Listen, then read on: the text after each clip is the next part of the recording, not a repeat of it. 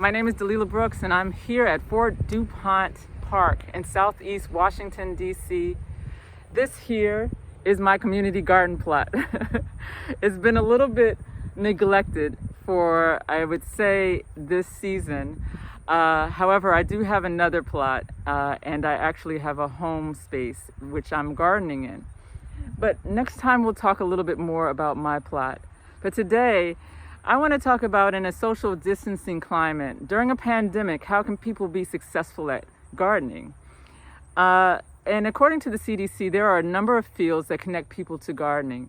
There's plant-based education, learning the health benefits of various plants, as well as the companion planting. Gardening helps with learning those things when you're actually looking to determine which items you want to plant together, which items you want to plant in your home space, and which items you want to plant in your garden space.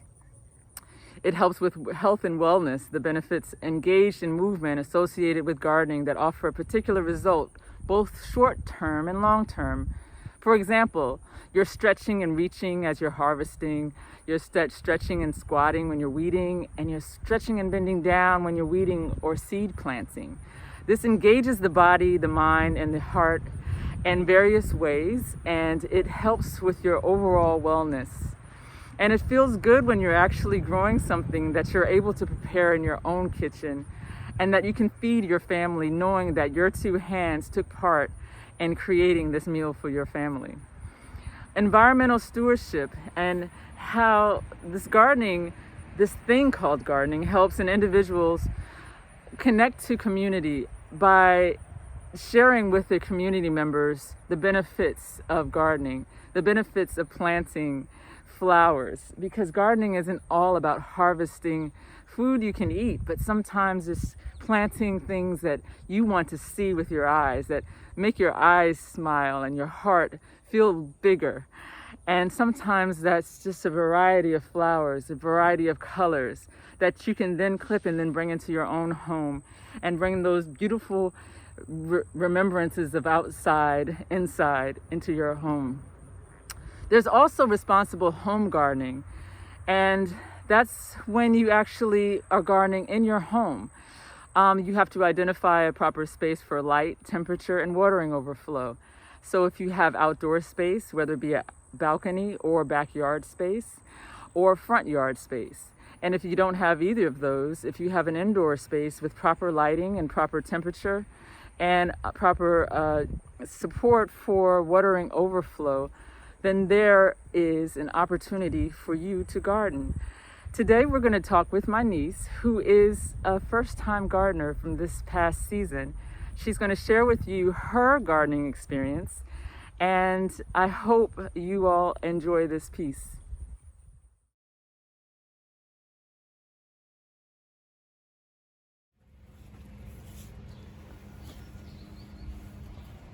So this is my niece, Naja. She has her own garden in the backyard that she actually developed, took over after her mom set it up and her dad set it up 2 seasons ago.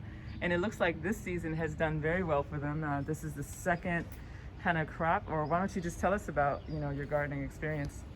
Yeah, so we started at the beginning of quarantine, which was like in March.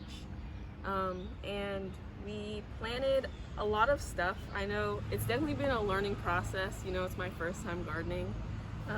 So I'm currently growing kale, tomatoes, and beans. String beans, rather. I had a lot of other things. I had patty pan squash and I had butternut squash earlier in the season, but those didn't do so well. Like, they produced a lot of fruit, but they didn't live on much longer, so I took them up and made some space for some other things over on this side.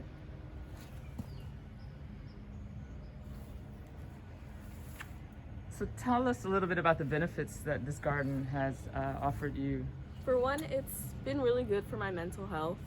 With being in quarantine and being like stuck in the house the whole 6 months or so, it's really nice to be able to just come outside and garden and be away from everybody else in the house and have my own space and my own time to just take care and nourish the plants in my garden. Yeah, and I also think it's fun, honestly, to be able to, you know, grow something and be proud of it, and then go inside and be able to eat it and share it with my family. Yeah, so. Now I noticed that there are some plants on a table in another area of the backyard. Can we go over there and talk about that? Yeah, sure. Excellent. Okay, so now we're over at the table, and I see that you have some tomato plants over here. Can you tell us a little bit about why they're on the table? Yeah, so like I said before, you know, gardening is kind of a learning experience. You have to kind of figure out what works. For me, when we were planting the tomato plants in my garden in the ground over there, we planted them too close together. So I didn't want my tomato plants to die. So what I did was I gently pulled them up out of the ground, and I put them in these two pots to have them be separated from the other garden. And this way, when it gets cold, we can bring them inside and still be able to, you know, garden my tomato plants. So tell us a little bit about this container here and what that's here for. So this is here so we can recycle the pot. This is just some basil that is no longer in season. So what we're going to do is pull them out and replant spinach in here. That way we can reuse the soil and reuse the pot and be more productive. And then what are you going to do after you plant the seeds? After I plant the seeds, I'm going to bring them indoors so we can watch them and monitor them when it gets too cold for them to be outside. While gardening might take a bit of practice to get used to, and you know, there's a lot of trial and error when it comes to gardening, overall I feel like it's a great thing to do, to be able to plant something and work with it and watch it grow and get the benefits of putting all your time and effort into them. I think it, like I said before, is really good for like just relaxing and all that type of stuff. How does this help your schooling or what you want to do in the future? Well, I want to go into biology for college, and a big part of biology is earth science. And you know, in my biology class that I'm in right now, we talked a lot about the carbon cycle. And if you didn't know, plants are a big part of the carbon cycle. They take the carbon dioxide out of the air and turn it into oxygen we can breathe. So plants are also a big part of our environment and a big part of biology. And so I kind of relate to them in that way.